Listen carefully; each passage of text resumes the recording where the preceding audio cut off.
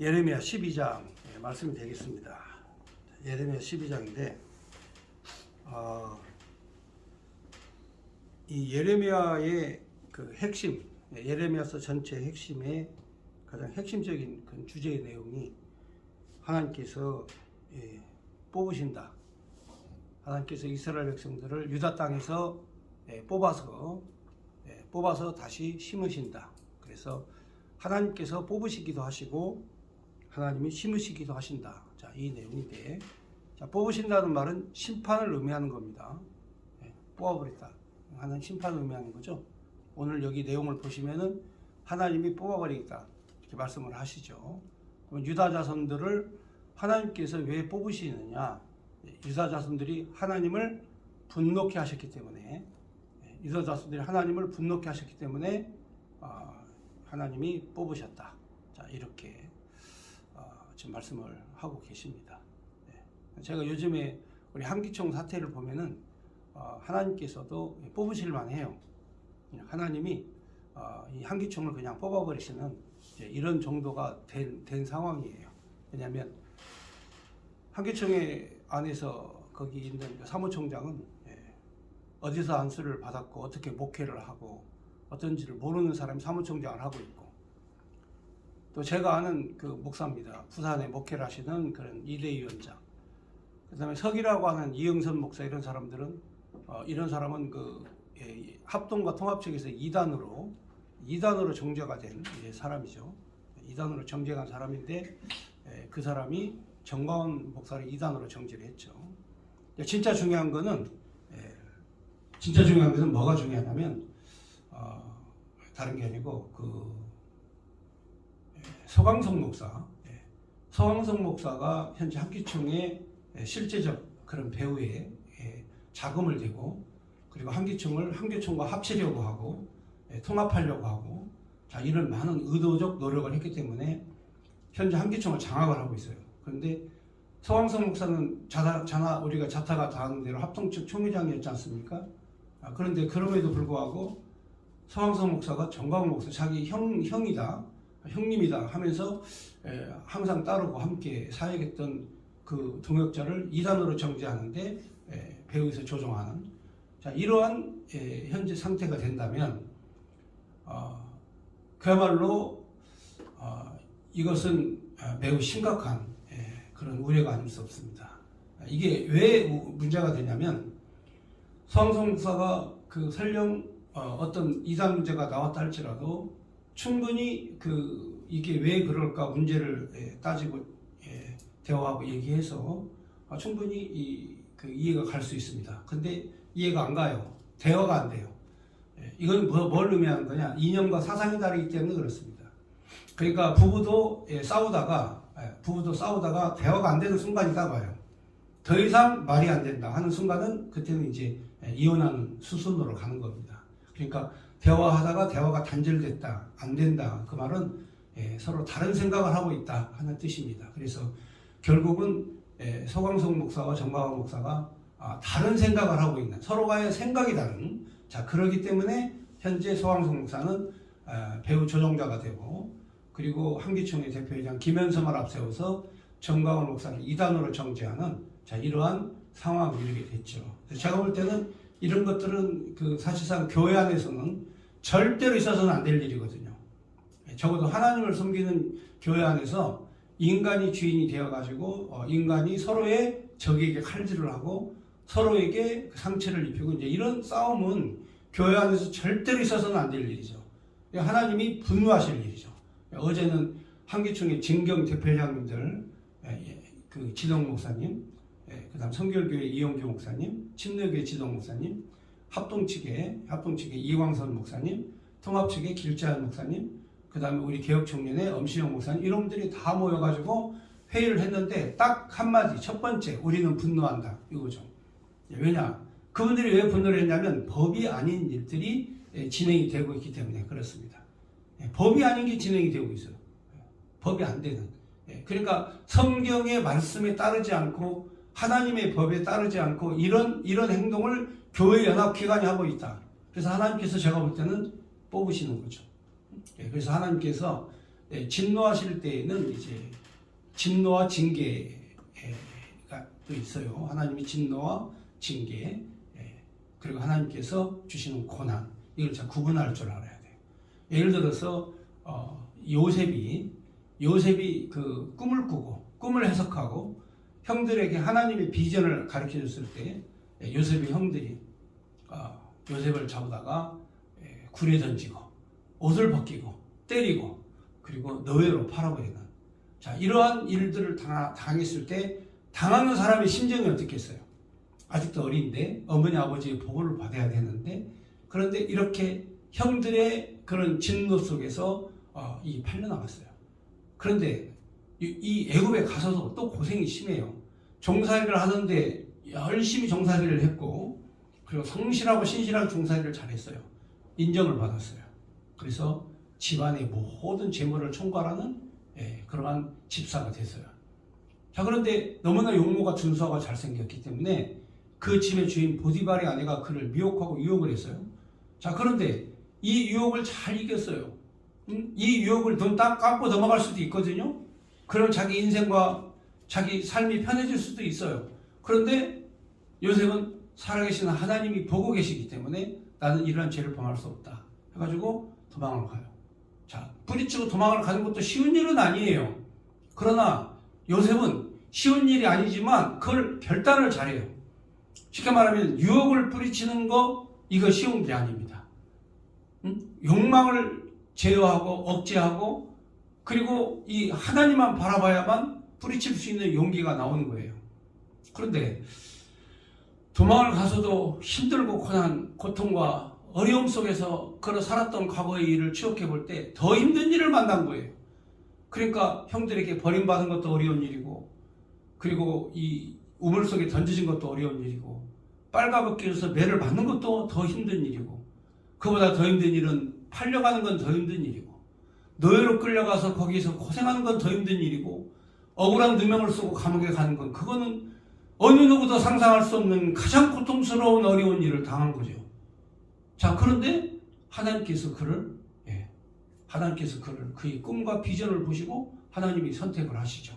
다시 부르셔서 바로 애굽을 구원하고 굶주린 온 세상을 구원하는 이런 역사의 가장 주인공이 되고 총리 대신이 되어서 바로 형제들을 살리는, 굶주림에 지쳐 있는 형제들을 살리는 그 자리까지 오게 하시는 하나님. 자, 그러므로 욥이 당한 건 다 고난이에요. 그는 하나님께서 고난을 통해서 우리를 하여금 정금같이 나오게 하시려고 하나님 하시는 사역이다, 그 말이죠. 그러나 고난과 분노 그리고 진노를 구분을 잘 하셔야 됩니다. 다니엘도 오직 하나님을 바라보면서 하나님을 향하여 엎드려 절하고 하나님을 향하여 예배하고 하나님을 부르짖다가 사자굴 속으로 끌려갔어요. 자, 사자굴 속으로 끌려갔을 때 이때 다니엘이 당한 건 고난이에요. 어느 누가 봐도 다 죽는 줄 알았죠. 다 죽는 줄 알았는데 나중에 보니까 살아있어요. 다니엘이 살아있다 이거죠.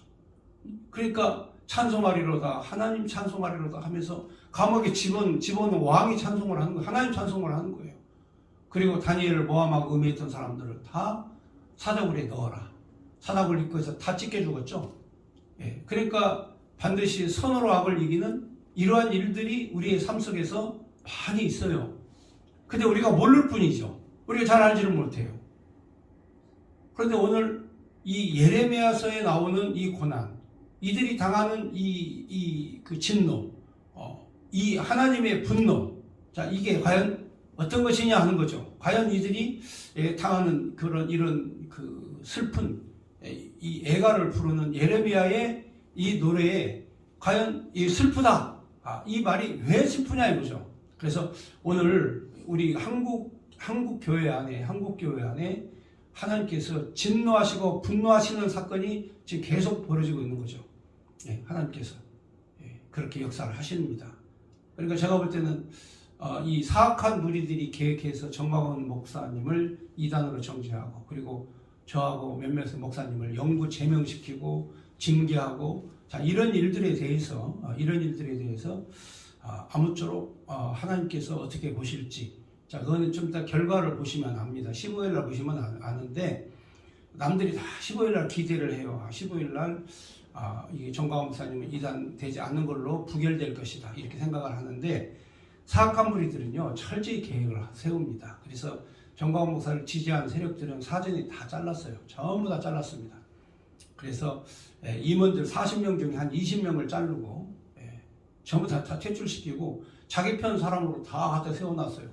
그러니까 15일 선거 하나만, 투표 하나마나 저들은 사악한 무리의 계획대로 통과돼서 이단 선포되는 거예요. 자, 이렇다 할지라도 정광훈 목사 이단이 되느냐? 그건 아니에요. 그거는 이제 마지막 법원의 최종 판결도 있어야 되고, 한국교회가 어떻게 바라보느냐? 한국교회가 한기총 이단을 정퇴했다 할지라도 한국교회가 no, 아니다 하고 성명서 발표하면 그걸로 끝이에요. 아무것도 아니에요. 문제는, 가장 중요한 문제는 뭐냐? 그렇습니다. 하나님이 어떤 말씀을 하시느냐 하는 거예요. 하나님께서 어떤 말씀을 하시느냐. 다니엘을 통해서 하나님이 하신 말씀이 있죠. 사다굴 속에 들어가서도 하나님이 지키고 보호하시는 하나님의 역사, 하나님 하시는 일 있죠. 하나님의 역사입니다. 그렇습니다. 요셉의 그런 고난 가운데에서도 하나님 하시는 일이 있죠. 택하신 민족, 하나님 손에 붙잡힌 민족, 하나님이 사랑하는 자를 반드시 붙잡아 주신다. 여러분, 이런 확신이 없으면 왜 예수를 믿습니까? 주님께서 나를 불 가운데 간다 할지라도 하나님이 나를 지키시고 보호하신다는 그런 확신이 없으면 어떻게 내가 왜 예수를 믿는 거예요? 그래서 우리는 세상 사람과 다른 게 바로 그런 확신이, 그런 믿음이 있기 때문에 우리는 일반 세상 사람과 우리가 다르게 사는 겁니다. 그러니까 오늘 이 내용의 말씀은 여러분들이 그 하만을 생각해 보시면 압니다. 하만이 이스라엘 민족들을 다 죽이려고, 이스라엘 민족들을 한날 한시에 다 죽이려고 했습니다. 그런데 하만이 누군지 아십니까? 하만은요 유다 자손과 철천지간의 원수입니다. 철천지간의 원수. 그런데 이 하만이 페르시아로 가가지고 굉장히 높은 고위 관직에 올라갔어요. 그러고 보니까 유다 자손들이 살아있거든, 자기 원수들이. 그래서 왕에게 어인을 받아서 한날 한시에 유다인들을 다 죽이려는 계획을 세워놔요. 그러면 하만이 왜 자기 민족, 왜 유다 자손들을 죽이려고 하는가? 그는 바로 여러분들이 옛날에 사울왕 때의 이야기를 좀 거슬러 올라가야 돼요. 하나님께서 그 모세를 애굽에서 불러내실 때에 광야의 길에서 바로 이 아말렉 자손들이 이스라엘 민족들을 가장 많이 괴롭혔어요. 아말렉 자손들이 가장 많이 괴롭혔습니다. 그래서 모세가 이제 이 행군을 할 때 이 아말렉 자손들이 제일 뒤쪽에 와가지고 이 힘없는 노약자와 어린이들이 제일 뒤에 쳐질 거 아닙니까? 광야의 길을 걸어갈 때 그때 기습 공격을 해가지고 수많은 유다 자손들이 희생을 당했어요. 그래서 모세가 이 아말렉과의 전투와 전쟁에서는 싸워서 이기면 아말렉 사람을 하나도 살려두지 말고 다 진멸하라 하는 여호와의 음성을 듣고 모세가 아말렉을 진멸하기 시작을 했어요. 아말렉을 다 진멸합니다. 그런데 그래도 아말렉이 살아있어요. 그런데 사울이 또 나라를 세우니까, 사울이 이스라엘이라는 나라를 세우니까 또 이 아말렉이 또 쳐들어와요. 그래서 이 사울이 그 나라가 아직 견고하게 쓰기도 전인데 군대도 변변치 않은데 아말렉이 다 쳐들어와가지고 이 이스라엘을 괴롭혀요. 이때 하나님께서 사울에게 용기와 힘을 주시고 네가 전쟁터에 나가서 이길 거다. 사무엘 선지자가 하나님의 응답을 받고 사울에게 얘기를 합니다. 사울에게 얘기하죠. 아말렉과의 전쟁에서 승리하면 단 하나도 살려두지 말고 하나님의 말씀에 진멸하라고 했습니다. 그러니까 사무엘 선지자의 말을 들었던 사울이 힘이 나가지고 아말렉과의 싸울 때 진짜 다 이겼어요. 다 이겼습니다. 그래서 그냥 살아있는 생명체 하나도 남겨두지 않고 사거리 다 죽이는데 살찐소 있죠. 그건 죽여버리면 재산이 아니잖아. 그냥 죽으면 바로 썩으니까 바로 먹어야 되니까. 그러니까 재산으로 남겨두려면 숨겨놔야 될 거 아니야. 살찐소도 안 잡고. 얘가 지 멋대로 하는 거야. 그런데 진짜 중요한 거는 왕족을 안 죽여요. 왕족까지 다 죽여야 되거든. 근데 왕족을 안 죽여. 근데 그 왕족 중에 임산부가 있었어요. 왕비가 임산부. 임산부가 있었는데 이 임산부가 도망을 가요. 자기 식구들이 다 죽는 가운데 임산부가 도망을 갑니다. 도망을 가서 바로 애를 낳습니다. 아이를 낳는데 이 아이가 어디로 가서 크냐면 페르시아에서 커요. 페르시아로 도망가가지고 그래서 거기에서 바로 높은 고위 관직으로 오르는 거죠. 야, 이게 그러니까 하만은요 뱃속에서 도망을 가가지고 어머니가 너의 아버지가 어떻게 돌아가셨고 너의 민족이 유다 자손들에게 어떻게 멸망을 당했고 너는 나중에 커서는 반드시 유다 자손의 원수를 갚아야 된다 하면서 이 계율, 이 약속을 자기 후손들에게 계속 교육을 시킨 거예요. 계속 교육을 시켜서 결국은 하만이 유다 자손을 한나란시에 죽이라는 왕의 어인을 받아가지고 유다인들을 죽이려고 하는 상황에서 하나님께서 에스더를 통해서 이 사실을 알게 되죠. 모르드게와 에스더를 통해서 이 사실을 알게 돼요. 아, 이거는 하만의 음모와 계획이었구나. 자, 이제 전부 다 하만을 잡자. 하만을 잡아서 장대에 높이 올리고 그리고 유다 자손을 멸하라는 그런 명령을 다 거두어드리고 유다 자손을 살려주죠. 포로에서 해방시켜주고. 자, 이게 사람의 일은 모르죠. 예, 악한 자들이 음모와 계획을 꾸몄다 할지라도 역사를 이루시는 분, 너희들이 계획했다 할지라도 그 역사를 이루시는 분이 하나님이시다. 이 하나님이시다를 우리에게 알게 해주시는 거예요. 그러니까 지금 이제 이번에 일어나는 이러한 사건들, 자금에 일어나는 이런 한국교회의 이런 혼란스러운, 아니 생각해보세요. 여러분 한번 가만히 생각해보세요. 서왕석 목사가 설령 한기총에서 이단 정죄를 한다고 그러면 쫓아가가지고 이게 무슨 짓이냐. 감히 한국의 그 애국 지도자 정광훈 목사를 니들이 어떻게 감히 이단 정죄를 한다고 이렇게 한단 말이냐 하면서 말겼어야지. 그게 목사지. 그렇잖아요. 지금 정광훈 목사께서 하는 일이 뭡니까? 북한에 가는 송유관 끊어라. 김일성을 참수해라. 이게 왜 그런 줄 아세요? 북한 주민들을 구원하려고 하는 거예요. 아멘. 그들이 억압된 삶을 해방시키려고 하는 거예요. 아멘. 자유민주주의 국가가 위협에 빠져 있으니까 대한민국을 주사파 공산 세력으로부터 구원하기 위해서 이 나라를 구하기 위해서 지금 하는 일이에요. 이렇게 막중하고 중요한 일을 놔두고 좌파와 손을 잡고 정광훈 목사를 해치려고 하고 교계에서 이단으로 정죄해서 멸망시키려고 하고 죽이려고 하고 이거는 하만보다 더 나쁜 놈이에요. 이런 식으로 하면 이거는 하만보다 더 나쁜 놈이라니까요. 이거는 쓰레기예요. 그런 생각을 하게 되면. 그런데 이 좌파 목사는요. 좌파라는 걸 표시를 해요. 좌파라고. 발언도 막 좌파 발언도 하고. 그런데 서광석은 우파 교단, 보수 교단 합동측의 총회장이에요. 그러니까 좌파 냄새가 안 나. 그런데도 하는 행동은 가장 좌파와 같이 그 핵심을 타격하는 이런 행동을 하고 있는 거죠. 그래서 저는 깜짝 놀랐어요. 아, 이 목사가 타락을 했는데 이 정도로 쓰레기가 되고 이 정도로 타락한 목사가 세상에 있구나. 그전까지는 목사로 보였는데 이제는 목사로 안 보여요. 왜냐?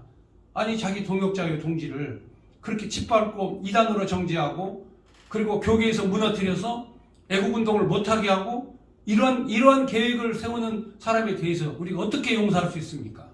그러니까 오늘 이 내용을 보니까 교계가 한국교회가 타락한 것처럼 유다 자손들이 하나님을 떠나고 자기 멋대로 행동을 하는 거예요.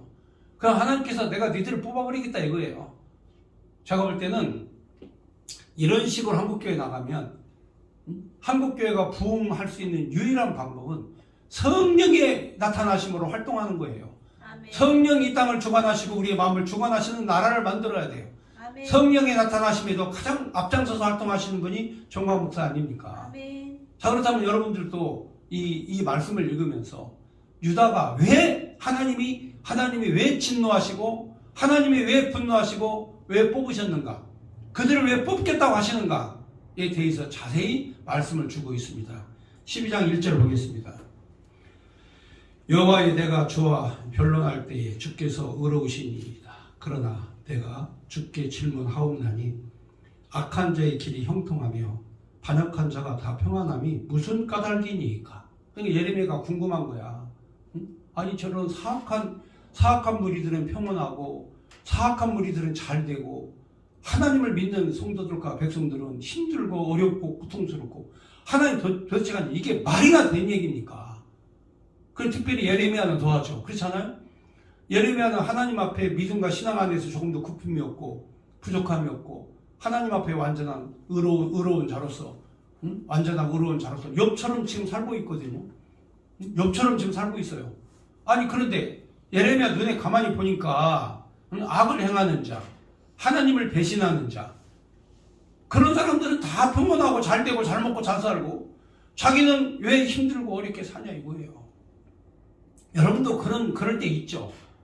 아니 왜 하나님 악인들한테는 저렇게 형통하게 하시고 하나님을 잘 믿는 나한테는 왜 이렇게 힘들고 어렵게 하십니까 하나님, 이럴 때 있죠. 예, 있을 겁니다. 예레미야 똑같은 심정이죠. 하나님께서 뭐라고 말씀하시느냐. 예. 2절 보겠습니다. 주께서 그들을 심으심으로 그들이 뿌리가 박히고 장성하여 열매를 맺었거늘 그들의 입은 주께 가까우나 그들의 마음은 번이이다. 그러니까 입으로만 가깝게 하고 마음으로는 주님을 멀리 떠나 있습니다. 예레미야 표현도 참 잘해요. 주님이 저들을 심어놨어요. 그런데 저들이 뿌리가 박히고 장성해서 열매를 맺는데 저들이 입은 주님과 가깝지만 마음은 저들이 주님에게서 멀어졌습니다. 3절 여호와여 주께서 나를 아시고 나를 보시고 내 마음이 주를 향하여 어떠함을 감찰하시오니 양을 잡으려고 끌어내는 같이 그들을 끌어내시되 죽일 날을 위하여 그들을 구별하옵소서. 언제까지 이 땅이 슬퍼하며 온 지방의 채소가 마르리까 짐승과 새들도 멸절하게 되었사오니 이는 이 땅 주민이 악하여 스스로 말하기를 그가 우리의 나중 일을 보지 못하리라 함이니이다. 그러니까 뒷일은 생각 안 하는 거야. 사람들이 지금 있는 당장 앞에 있는 것만 바라보고 뒷일 생각 안 해요. 그러니까 예레미야가 답답한 거예요. 힘들어요. 선지자는 알고 있는데 백성들은 몰라. 그게 답답한 거라니까. 아니 남편이 아내한테 얘기할 때 뭔 얘기를 하면 먹어주질 않아. 그러면 이거 말도 안 되고 이게 답답해 죽는 거야. 미치는 거야. 아내가 또 남편한테 얘기하는데 남편이 완전 먹어주기야. 도대체 간에 못 알아듣는 거야. 아무리 얘기를 해도 못 알아들어. 깨달을 때까지 못 알아들어. 그럼 그때까지는 가슴 앓이하고 사는 거예요. 답답해 미치는 거지 이게. 아버지가 아들한테 얘기하는데 아들이 못 알아들어. 그냥 그 알아들을 때까지는 기다려야 돼. 1년도 기다려, 2년도 기다려, 3년도 기다려. 오래 기다려야 돼. 하나님의 심정으로 사랑하는 마음으로 기다려야 돼. 근데 부자지간에나 모자지간에는 그렇게 할 수 있어. 근데 부부지간에는요, 이게요, 한 1, 2년 가다가는요, 이게 끝장납니다. 그러니까 대화가 단절되고 못 알아들으면요, 빨리 알아들을 수 있도록 수준을 맞춰야 돼. 빨리 알아들을 수 있도록. 그 일을 누가 해야 된다? 하나님, 하늘에 계신 하나님이 백성들이 못 알아들으니까 자기 아들 독생자 예수를 보내서 우리로 하여금 알아듣게끔 하시려고 하늘의 보좌를 버리시고 이 땅에 오게 하신 이 사건이 성탄 사건이에요. 하나님 우리를 설득하시고 하나님 우리로 하여금 믿음을 갖게 하시고 확신을 갖게 하시려고 하나님께서 대화를 하신 거야. 자기를 희생하면서 대화를 하신 거예요. 대화는요, 희생할 때 대화가 되는 거예요. 자, 남자가 힘이 있다. 힘 있는 사람이 희생하고 대화를 해야 그게 사랑이에요. 여자가 남자보다 힘이 더 세다. 그런 사람도 있어요. 여자가 막 돈도 더 많고 힘도 더 센 사람도 있어요. 시대는 자기가 희생하고 헌신하고. 여성들은 원래 희생 헌신 잘하잖아요. 희생도 잘하고 헌신도 잘하고. 그래서 향기 있는 꽃이라고 하는 거예요. 근데 여자가 희생도 않고 헌신도 안 하고 향기가 없고 꽃이 많고 이거는 시든 할미꽃이 되고 그러면 이게 안 되는 거예요. 이게 정상적으로 이게 사랑이 이루어질 수가 없는 거예요. 그래서 여기에서 하나님께서 그 예레미야를 통해서 유다 자손들이 얼마나 하나님을 멸시하고 얼마나 무시하고 얼마나 뒷일도 생각하지 않고 일만 저지르는가. 뒤일을 생각하지를 않은 거예요. 나중 일은요 생각지도 않아요. 5절에 보면은 만일 내가 보행자와 함께 달려도 피곤하면 어찌 등이 말과 경주를 하겠느냐. 내가 평안한 땅에서는 무사려니와 요단강 물이 넘칠 때 어찌 하겠느냐. 내 형제와 아버지의 집이라도 너를 속이며 내 뒤에서 크게 외치나니 그들이 내게 좋은 말을 할지라도 너는 믿지 말지니라. 여러분 이게 참 너희가 좋은 말을 해도 그거 믿지 마라. 사람이 인간이 너한테 좋은 얘기할 때 그때 그 절대로 더 믿지 마라. 예. 자, 7절. 내가 내 집을 버리며 내 소유를 내던져 내 마음으로 사랑하는 것을 그 원수의 손에 넘겼나니 내 소유가 습속의 사자같이 되어서 나를 향하여 그 소리를 내었으므로 내가 그를 미워하였으므로다. 내 소유가 내게 대하여 문이 있는 매 아니냐? 매들이 그것을 에워싸지 아니하느냐? 너희가 가서 들짐승들을 모아다가 그것들을 삼키게 하라. 많은 목자가 내 포도원을 헐며 내 몫을 짓밟아서 내가 기뻐하는 땅 황무지로 만들었도다. 아주 그냥 그 이리 새끼, 짐승 새끼들처럼 막 싸나운 멸처럼 다 뜯어서 먹어버리고 지들이 다 가져가 버리고 많은 목자들이 내 포도를 헐고 내 몫을 짓밟고 내가 기뻐하는 땅을 다 황무지로 만들었다. 누가 그랬다고요? 목자들이 그랬다고요. 목자들이, 많은 목자들이. 양떼를 이끌어가는 지도자, 양떼를 이끌어가는 선지자, 가짜 선지자, 양떼를 이끌고 백성들을 살려야 될 왕. 이들이 하나님의 선택된 그 땅을 황무지로 만드는 거예요. 다 자기들이 뜯어 먹어가지고. 이렇게 아름다운 교회, 이렇게 아름다운 성도, 이렇게 거룩한 성도들의 삶, 아름다운 생활, 이 생활 속에 이 사건 목자들이 들어가가지고 다 뜯어 먹어버려. 다 지걸로 만들어버리고. 11절. 그들이 이를 황폐하게 하였으므로 그 황무지가 나를 향하여 슬퍼하는도다. 온 땅이 황폐하면 이를 마음에 드는 자가 없으리로다. 파괴하는 자들이 광야에 벗은 산 위에 이르렀고 여호와의 칼이 땅이 이 끝에서 저 끝을 삼키지 못하게 하니 모든 육체가 평안하지 못하도다. 우리가 밀을 심어도 가시를 거두며 수고하여도 소득이 없은즉 그 소산으로 말미암아 스스로 수치를 당하리니 이들 여호와의 분노로 말미암으리라. 밀을 심어도 가시가 나오고 소득이 없어요. 안 돼. 하나님이 진노하시면 되는 일이 없어. 잘 안 돼. 그러니까 내 삶 속에서 뭐가 잘 안 된다. 아, 그럼 하나님께서 나를 진노하시는구나. 하나님이 분노하시는구나. 응? 하나님이 안 돼. 그러면 이거는 내 뜻대로 하지 말고 하나님 뜻대로 하라는 하나님의 사인이구나. 그때는 아버지 어떻게 하면 좋아요? 이거예요. 아버지 어떻게 하면 좋아요? 이게 얼마나 이게 중요한 겁니까? 하다가 안 되면 아버지 어떻게 하면 좋아요? 이렇게 물어봐야죠. 그렇잖아요?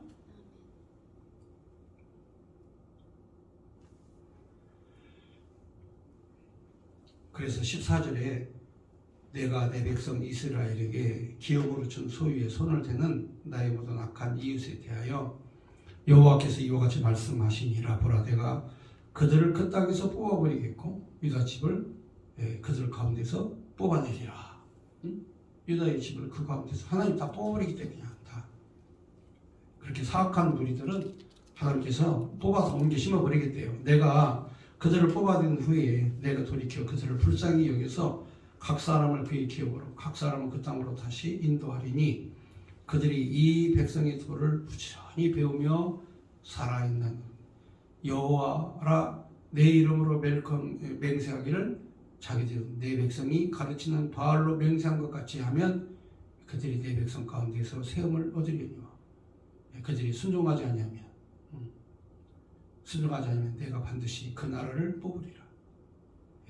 뽑아 멸하리라. 여호와의 말씀이니라. 자, 하나님 명령 순종치 않으면 하나님께서 뽑아버린대. 다 뽑아버리는 거죠. 그러니까 뽑히는 거 위험하죠. 그렇죠? 하나님이 지금 현재 한국교회를 하나님이 뽑으시고 계신다. 그래서 기독교인 숫자가 기하급수적으로 줄어들고 있고 문 닫는 교회가 수도 없이 많아지고 개척교회들은 다 사라지고 이게 한국교회 오늘의 현실입니다. 하나님이 뽑으십니다. 그래서 우리가 하나님께서 왜 이런 말씀을 하시는가? 그래서 우리가 우리의 그 현실을 직지하려면 하나님 말씀 공부를 열심히 해야 돼요. 하나님 말씀으로 돌아가면 절대 안 뽑혀요. 하나님이 말씀으로 돌아가서 서 있는 견고하게 서 있는 사람은 하나님이 강하게 붙잡아 주셔요. 절대로 뽑히지 않습니다. 그래서 우리 교회가